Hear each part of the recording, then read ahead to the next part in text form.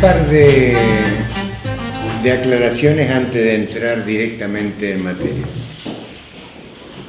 Apertura tiene, creo que unos 30 años.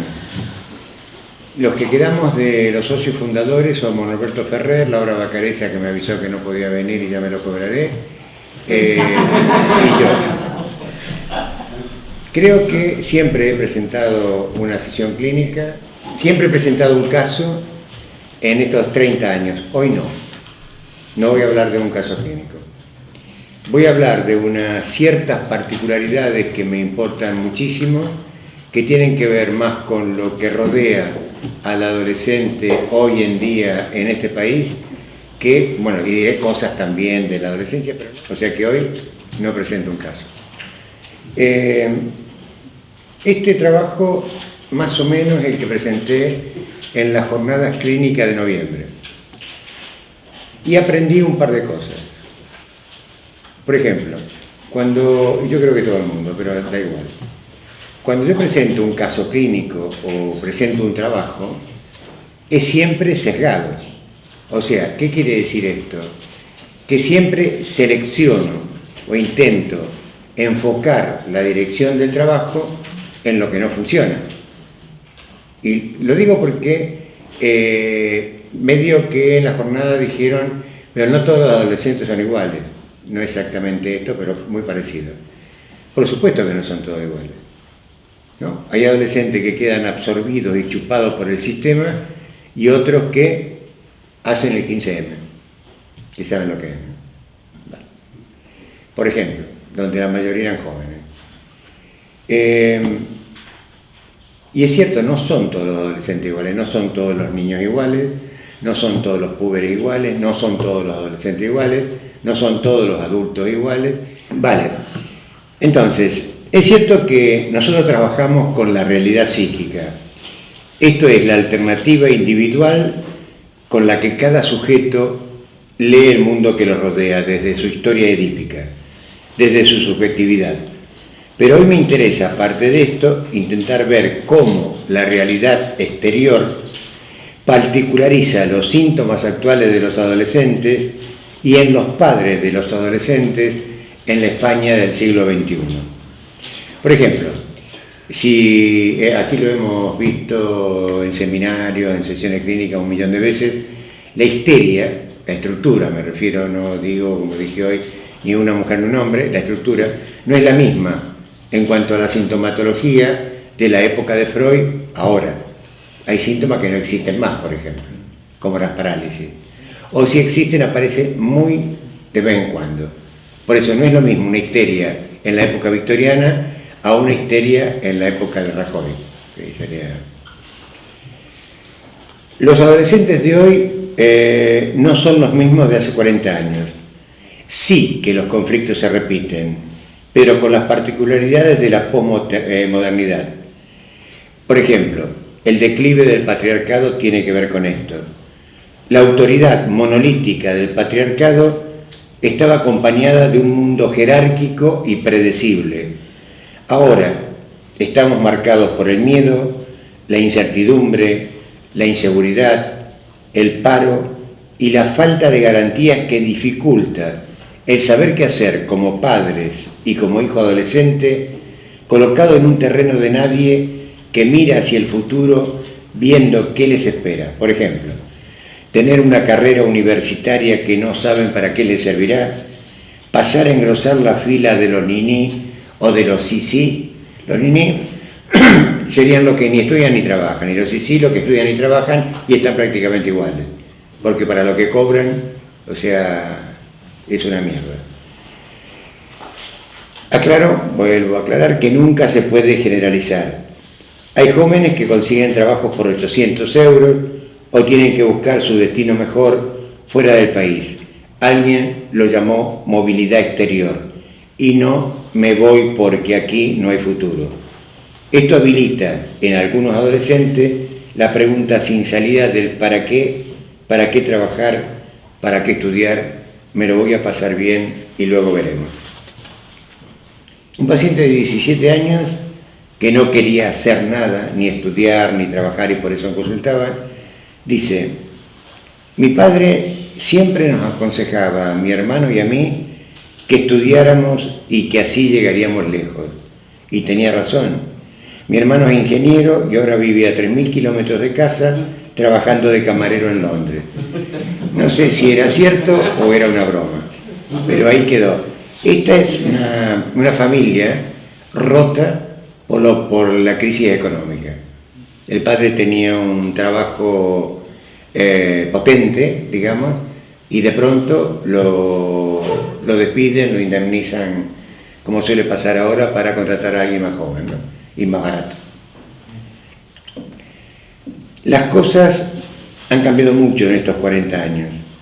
La invasión de Internet y su acceso en todas las variantes, ordenadores, tablets, iPad, móviles, han modificado las relaciones entre los adolescentes, con el entorno y con la familia.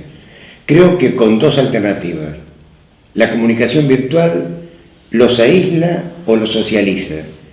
Incluso crea síntomas como la nomofobia, que es el miedo a salir de casa sin el móvil, entre otros. Pero para muchos esa es su manera actual de comunicación con el mundo. Según un artículo, siguiendo con lo que les espera allá afuera, ¿no? Según un artículo de La Vanguardia del 7 de noviembre, los jóvenes españoles están entre los europeos con menos futuro. España es el tercer país europeo en número de suicidios juveniles, que es la segunda causa de muerte entre los jóvenes de 15 y 29 años. Y parece que cada año más de 1.000 intentan suicidarse pese al mutismo del poder y de los partidos. Si ustedes leen la prensa con cierta asiduidad, verán que informes de suicidio hay poco. Las razones externas posibles, he escogido problemas de los suicidios, problemas en los estudios, conflictos con los padres, miedo al futuro y sobre todo falta de ideales trascendentes a los que aferrarse. Yo creo que en este país se ha roto el espejo, es decir, la posibilidad de dónde mirarse para identificarse fuera de la cuestión edípica, fuera de la cuestión familiar. Los adolescentes miran, algunos, vuelvo a recalcar, el país que los rodea en busca de identificaciones y se encuentran, aparte de las mentiras de los que gobiernan, de la corrupción sin castigo, de la justicia igual para todos, se encuentran a Belén Esteban, que cuenta con más adeptos que cualquier otra española que hubiera logrado el éxito profesional gracias al estudio y al esfuerzo. Lo de afuera hace cortocircuito con todo el movimiento de cambio que se opera en esta etapa. En la adolescencia todo cambia para el joven, desde su cuerpo hasta las referencias en las que se apoyaba. Las modificaciones fisiológicas, corporales y sexuales que sufren uno y otro sexo producen un profundo impacto. El adolescente es como un ciego que lo meten en un piso, también puede ser una casa, lleno de cerámicas y objetos de cristal, muros o precipicios. Le advierten de lo que hay, pero no hace caso, no los ve. Es como un no vidente que se mueve en un espacio que ha cambiado, que le resulta desconocido, al que tiene que enfrentarse y no sabe cómo. Estas circunstancias hacen que quede colocado en una posición de extrema fragilidad para incorporar cualquier cosa que esté en transgresión con el mundo adulto y sobre todo con los padres.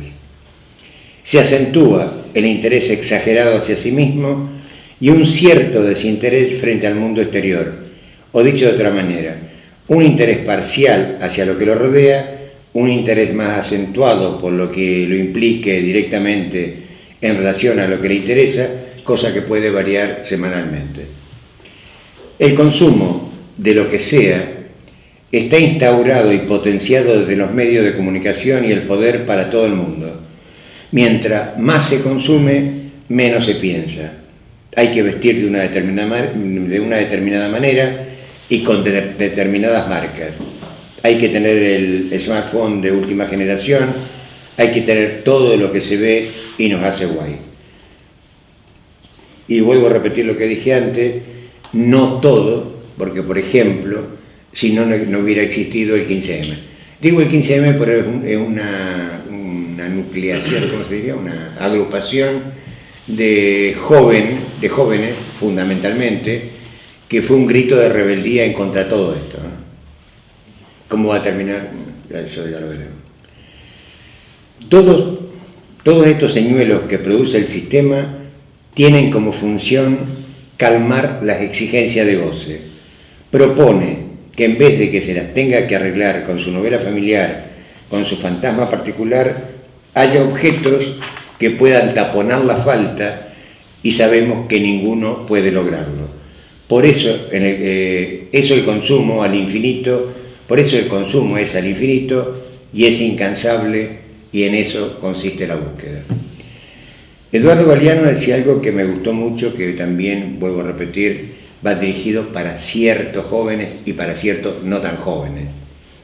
Decía, vivimos en un mundo donde el funeral importa más que el muerto, la boda más que el amor y el físico más que el intelecto. Vivimos en la cultura del envase que desprecia el contenido. Las nuevas sensaciones y experiencias que le van permitiendo al adolescente la apropiación de ese nuevo cuerpo, muchas veces con gran dificultad y síntomas, hace que le demuestre a los padres, y especialmente a la madre, que este nuevo cuerpo ya no es de su propiedad, que le pertenece a él o a ella. Por eso la forma de vestir, los tatuajes, los piercing, expresan este cuerpo es mío y hago con él lo que quiero. Los padres, por lo que escucho en la clínica, a mí me gusta mucho la clínica con adolescentes, que presenta dificultades, aparte del adolescente en sí, las mayores dificultades suelen presentarlas a los padres. Por eso hay que intentar, lo que no es fácil, hacer una transferencia a dos bandas. Si la transferencia con los padres funciona, el tratamiento con el adolescente tiene movimiento al menos. Que se queden o que dure un tiempo determinado, esa otra cuestión. Los padres tienen, algunos, no todos, tienen miedo de ser autoritarios. Algunos, miedos de repetir el modelo patriarcal que muchos han vivido. Miedo de generar frustraciones y suelen acceder a todos los deseos de los adolescentes y también de los niños, no es solamente un problema de la adolescencia, creyendo que así serán felices o se garantizarán su amor en esta etapa de desidealización donde ya no son los modelos, y esta dificultad para decir no, como dije antes, obviamente comienza en la niñez. Hay veces que les cuesta entender que es como el colesterol. Hay frustraciones buenas y frustraciones malas, ¿no? Una cuestión es frustrarlo a todo y violentamente, para todo, y otra cuestión es poder decir que no, porque no se puede tener todo, nunca. Ni en la niñez, ni en la adolescencia, y en la tercera edad. Bueno.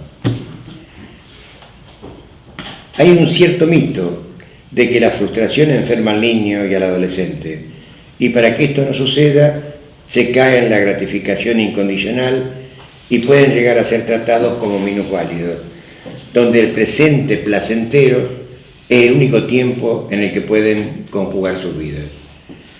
Lo digamos como lo digamos, lo miremos como lo miremos, la adolescencia es una época de ruptura y por lo tanto de relaciones conflictivas con los padres, que variará en el contexto de cada familia y de la particularidad de las relaciones que se establezcan. Los padres se enfrentan bruscamente a un cambio en la relación de niños-padres a una relación de adultos con un adulto que no lo es. Y esto genera miedos a dos bandas, en los padres y en los hijos. Se encuentran los padres que han perdido un lugar de privilegio con su hijo adolescente, que ya no son un modelo a seguir, sino todo lo contrario, que los deseos e ideales proyectados en el hijo o la hija no son compartidos ni aceptados, por ejemplo, a nivel escolar, profesional, deportivo o político. Se encuentran de pronto que tienen que renunciar, al menos en parte, al proyecto de futuro que tenían para sus hijos, algunas veces.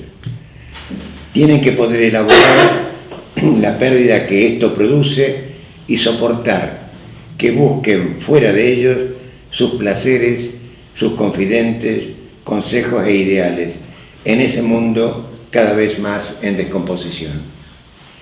Si aparecen dificultades para poder elaborar esta pérdida, puede manifestarse por parte de los padres críticas, temores o agresividad hacia las elecciones que haga el hijo, ya sea de compañeros, de grupos, de ideologías políticas o de equipos de fútbol. La adolescencia no es una enfermedad, es una etapa entre los sueños de la niñez o las pesadillas y las realizaciones del adulto, etapa durante la cual se descubre lo que hubo de fracaso en la generación que le precedió.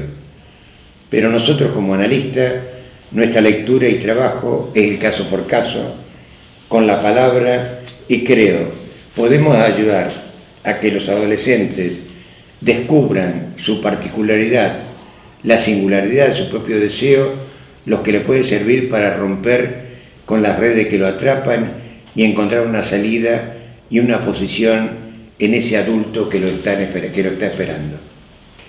Dos cosas antes de terminar.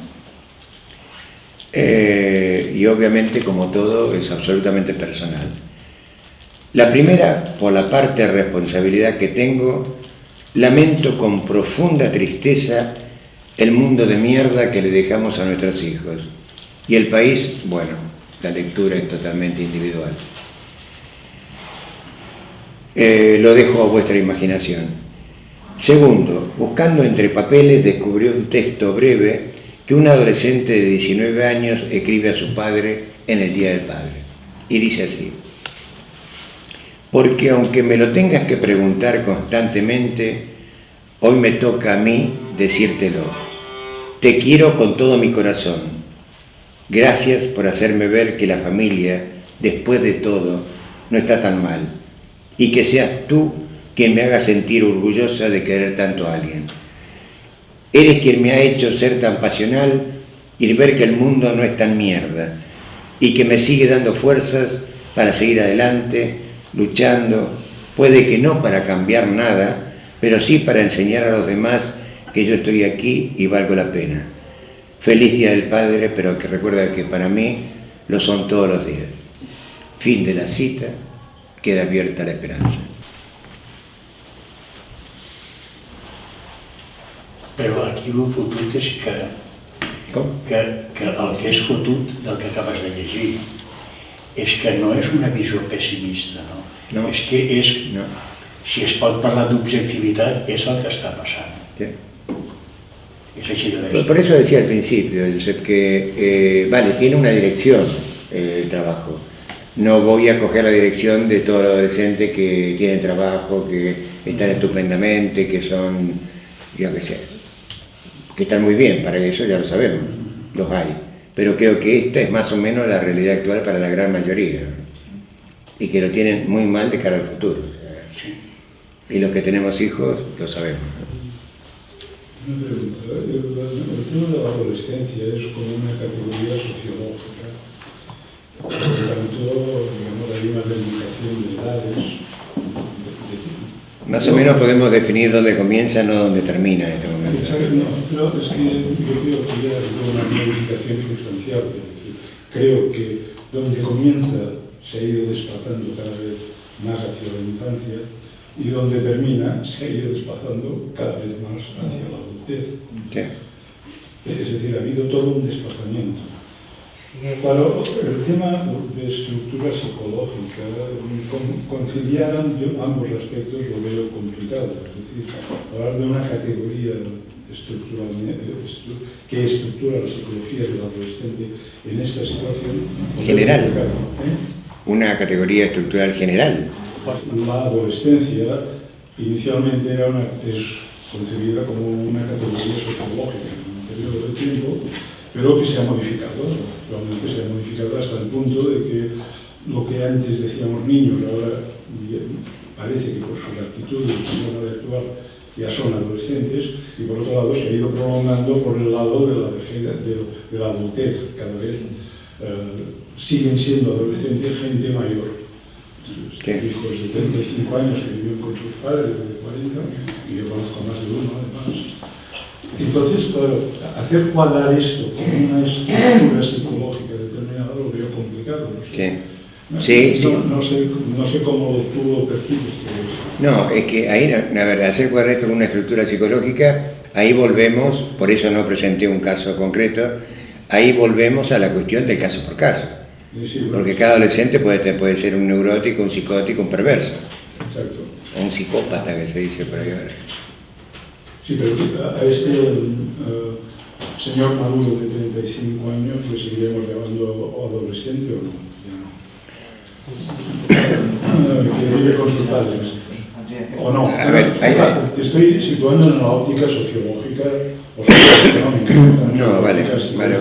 A ver, hay una cuestión en este momento de vivir o no vivir con los padres que está delimitada, como muy en la mayoría de los casos, habrá excepciones, como siempre, está delimitada por la cuestión del problema económico.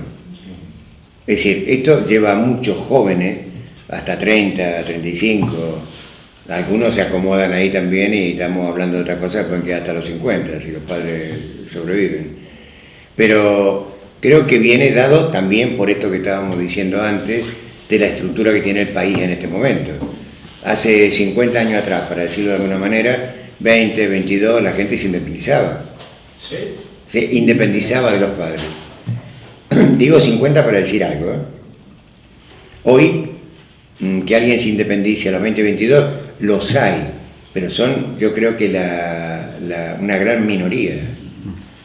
Ahora, ¿cómo llamarlo adolescente o no adolescente? ¿Y por qué no llamarlo adolescente? Mi pregunta a nivel psicológico es cómo estos adolescentes se pueden transformar en adultos. Yo lo veo a veces trabajando, ¿no? Sí. A ver, porque en principio habría que definir, y les toca a ustedes, qué es un adulto.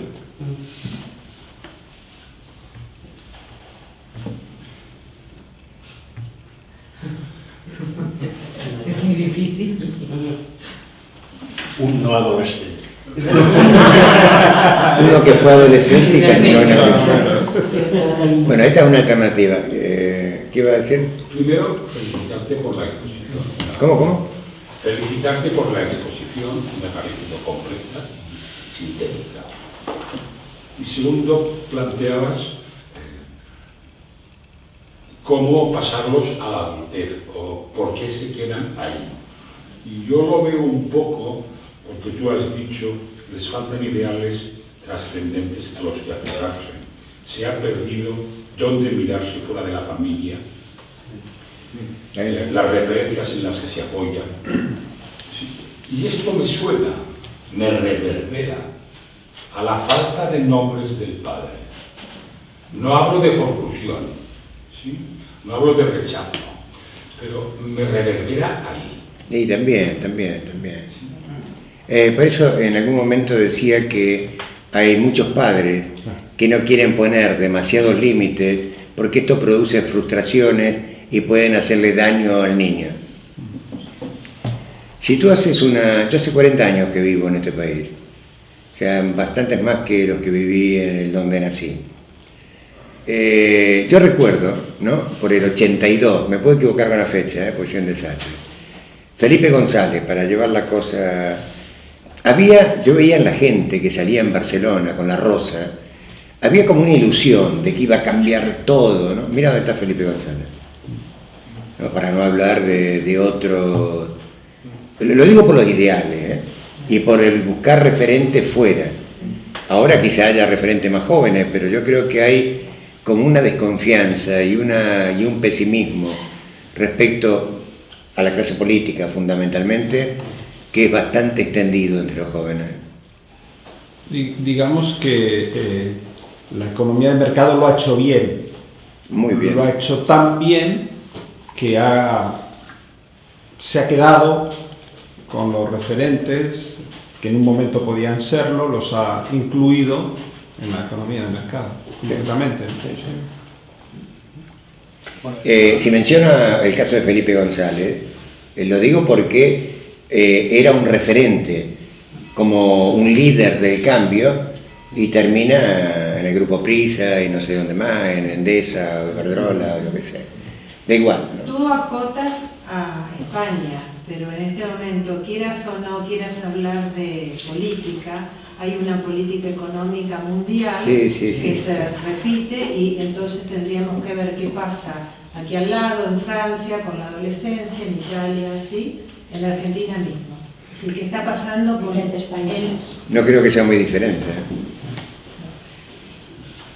Y es lo que dice Carlos, el otro Carlos, ¿no? Respecto a la sociedad de consumo. Que lo han hecho bien. Sí, lo han hecho muy bien. Muy bien. Porque además, a mí me está, bueno, con adolescentes, pacientes así, con 14 años, o sea, jovencitos todavía, ya me he encontrado varios casos últimamente que te dicen, yo para un futuro lo que quiero es tener un trabajo estable. Nenes de 14 años, a ver, si uno piensa en la época de uno, a los 14 años, ¿alguno de vosotros pensaba, quiero un trabajo estable? Creo que lo han hecho tan bien que han conseguido hasta esto, que quieran nada más que un trabajo estable. Claro, pero muchas veces ese discurso tiene que ver también con el discurso de los padres, que son los que ven que el trabajo estable ha desaparecido, y en las casas se debe hablar permanentemente de lo que hay que conseguir un trabajo estable. Avui en dia, i es pot dir bastant generalitzat, les famílies on els pares no són funcionaris, hi ha una certa angoixa, amb més o menys grau. Estoy de acuerdo. El que no és funcionariat, que és l'únic que té en aquest país la feina segura, hi ha un grau d'angoixa més gran o més petit. Perquè en qualsevol moment és el que es diu la turbo-obsolescencia. ¿La qué? Turboglobalización, la obsolescencia de la turboglobalizació. És a dir, tot el coneixement circula molt ràpid, la competitivitat és bestial, i d'aquí a aquí estàs fora del mercat ja. Ja no ets ningú. És molt bèstia, és el que està passant. Per això, esclar, hi ha poca gent que estigui fora del funcionariat, que visqui relativament tranquil·la. ¿Cómo no van a vivir, Joan, hasta los 35 años con los padres? Y te has quedado corto ahí, porque, no, con lo que dices tú. Pero por eso, esto genera miedo. Primero genera miedo en los padres de ver un futuro para ellos mismos, y si el futuro para ellos mismos queda totalmente en la nebulosa, quedan incluidos los hijos, ¿no? Si yo como padre lo veo oscuro, ¿cómo lo voy a ver para mi hijo? Antes, hace tiempo, por eso lo decía, el hecho de tener una carrera universitaria te daba la alternativa medianamente de un trabajo más o menos respetable. En este momento, esto que dice, te crío un ingeniero trabajando de camarero en Londres, así, de aquí, así. O en la Rambla vendiendo chuche y tienen todos títulos. Bueno, en un medio que yo conozco así por haber tenido muchos pacientes, por ejemplo, 35 años con experiencia de 10 y mileuristas todavía. ¿Y qué? Mileuristas. Mileuristas. Me sorprende un poco también en este momento es cómo se acepta ambas cosas que son contrarias. Es decir, aceptamos sueldos de 800 euros y aceptamos sueldos de 120.000 euros. Porque es aceptado eso en la sociedad. Sí. Realmente se acepta como un hecho casi... Sí que hay una crítica, pero a mí me parece que a la vez hay una envidia de ese sueldo de 120.000 euros. Puede ser. Lo que pasa con las tarjetas Black, por ejemplo. Yo creo que es un... Yo he escuchado a algunos criollos decir, si yo tuviera una... Sí, es un... Te imaginas, 400.000 euros... Y algunos adultos, no se lo creo. Yo creo que es un problema así como un poco estructural, no sé si del mundo, pero sí que un poco de España en este aspecto de querer estar donde el otro tiene una posición económica, un poco hay algo... Pero de hecho, Carlos, esto sucede y está sucediendo hace años, de todos los partidos políticos, de todos, no se salva ninguno. Y no pasa nada, no pasa nada. Bueno, es que en el fondo hay un reconocimiento Ni siquiera propio, a la cárcel, yo creo, ¿no? ¿Cómo? Que hay un reconocimiento propio de algo que uno también, de que la sociedad también participa de ese hecho a una pequeña escala, ¿no? Digo por esta cosa de que... En este momento tenemos la mafia. Si yo tengo si yo estoy en una estructura que puedo gestionar un poco de poder, meto a mi familia alrededor, ¿no? Esto es algo muy estructural en este país, ¿no? Bueno, pero yo creo que fundamentalmente lo que hay desorientación e impotencia. Y miedo. Y mucha Y confusión. miedo, bueno, miedo en el conjunto es... Y confusión. Y hay una confusión. Porque han cambiado los ideales de goce. Confusión. Confusión. Ahí dije desorientación. También Los es ideales de goce. Sí. ¿Cuáles son los ideales ahora? Messi, los futbolistas, los políticos que ganan. Y más que como juega, como lo que gana. Claro, Más que por como lo que hacen jugando, por lo que ganan. los artistas. Y Pero la estupidez, pero no el banco. Pero la gravedad, a mi modo de ver, y a diferencia de otros países, es que aquí el sistema está tan podrido porque no funciona la justicia. La justicia social y la justicia en los juzgados Son dos problemas. no funciona, y esto es un problema endémico de hace más de 20 años y sigue igual. Entonces, Y no asignan presupuesto para no arreglarlo.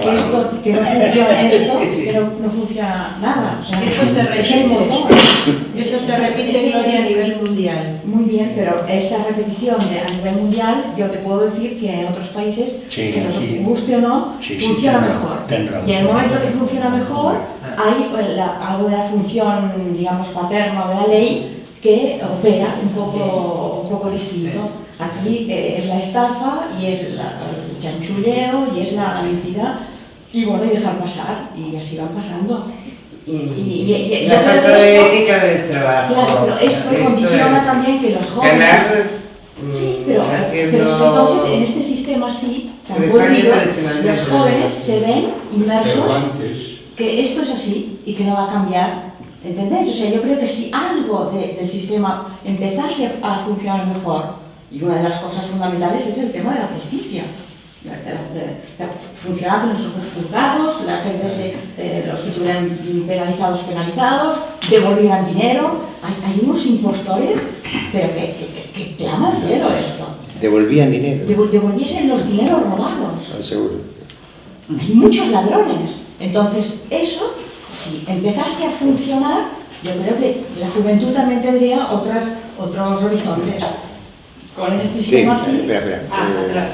el horizonte es muy negro. Hace muy poco hubo una convocatoria de Boulogne a Pouilly. Sí. Y lo que me sorprendió gratamente era que había gente joven, gente de mediana edad y gente mayor. Y dije, la gente mayor, estaba pensando en los republicanos, pensaba, qué suerte que está la gente más joven. Pero también me dije, porque me recordó aquella manifestación, aquella convocatoria por no a la guerra de Irak, dije, se sale defendiendo algo que está fuera y no se puede ver lo que está dentro. ¿Qué es lo que estamos viendo ahora? A ver, yo aplaudo, fui porque estoy convencida, esto de los refugiados, hay un otro, No, vale. a ver, pero ¿qué pasa con lo que pasa dentro? A ver, aquí entraríamos en ciertos detalles que van a generar mucha polémica y que no es el lugar.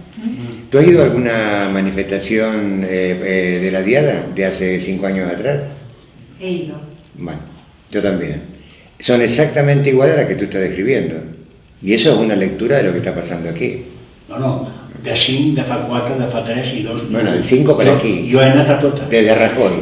Antes, al monumento de Casanovas, iban 7. Y a partir de ahí 2 millones. Eso lo genera Rajoy también, ¿no? O sea que hay una lectura de lo que está pasando. No, però un moment. Jo volia, si em deixeu interrompre una mica, en la línia del que deia Norberto i de los nombres del padre i tal. O sigui, un dels problemes que hi ha amb tot això, però em sembla que estem fugint del camp de la psicoanàlisi, però bé, és igual, és que, no, i té que veure, o sigui, si hi ha una relaxació del nom del pare, aquesta societat que surt, aquesta joventut que surt, sortirà mancada de caràcter per canviar aquest sistema. Serà feble. És una de les paradoxes futures que hi ha. Habla y lo que tenemos pacientes maestros, ¿no? Te lo dicen. ¿Qué es lo que pasa en las escuelas? En los colegios. ¿No? El niño saca mala nota y el padre va y quiere cargarse al maestro. Pero no es metafórico, es de verdad. O sea, pretende, el padre educa y la escuela enseña, los padres educan y la escuela enseña. Si nos olvidamos de eso, y sin embargo tiene que ver con lo que tú estás diciendo, ¿no? Yo quisiera introducir un elemento más, que es el tema de la sexualidad. Es decir, en el psicoanálisis clásico había el periodo de latencia, había una etapa, una preadolescencia, y la adolescencia era la eclosión de la sexualidad genital, unificada, etcétera, etcétera. Hoy en día vemos que las prácticas sexuales incluso empiezan ya a edades irrisorias. Sí, pero quiero decir, ha habido una anticipación, es decir, los límites que tienen que ver con la función del padre, seguramente, los límites que tradicionalmente se tenían se han ido relajando. Y aquí hay toda una mutación que no sé en qué dirección va. Yo creo que los límites y el esfuerzo son dos premisas básicas que tendrían que empezar a operar a todos niveles, desde los de arriba hasta el nivel de las escuelas, de familias. Es la ley del mínimo esfuerzo de este país. Y además se está acostumbrado a que te traten muy mal y a callar. Es la ley, es como una ley que funciona así. Las cosas no van, pero nadie dice nada porque, claro, ¿qué vas a demandar? ¿Qué vas a poner si esto no va a proceder? Entonces no cambia nada. O sea, el inmovilismo para mí es una lacra. Y esta lacra es la que nos está, digamos, está sobre de nosotros, contra la que se tiene que luchar a diferentes niveles, en diferentes estamentos, y a veces es en el día a día, en cosas muy sencillas, pero no podemos callar, no podemos conformarnos con esta realidad, porque si no es la realidad que dejaremos a nuestros hijos y nuestros nietos. Hay otro tema que yo creo que no sé cuánto influye que la subjetividad.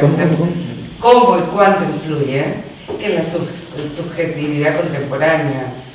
Si uno piensa en la medicina, los médicos incluso que yo tuve, ¿no? Al principio, que eran clínicos, y la noción de cuerpo actual, donde somos como todos trozos, ¿no? La visión que da la medicina, la visión que da... Todo eso, bueno, de alguna manera tiene que quedar reflejado o transmitido a los sujetos que se están desarrollando, ¿no? Supongo que sí. Digo el cuerpo por decir una de las cosas que también se ha fragmentado así claramente. En este caso, sí, o que me lo he planteado. Bueno, dejémoslo del cuerpo para otra. ¿Lo dejamos aquí?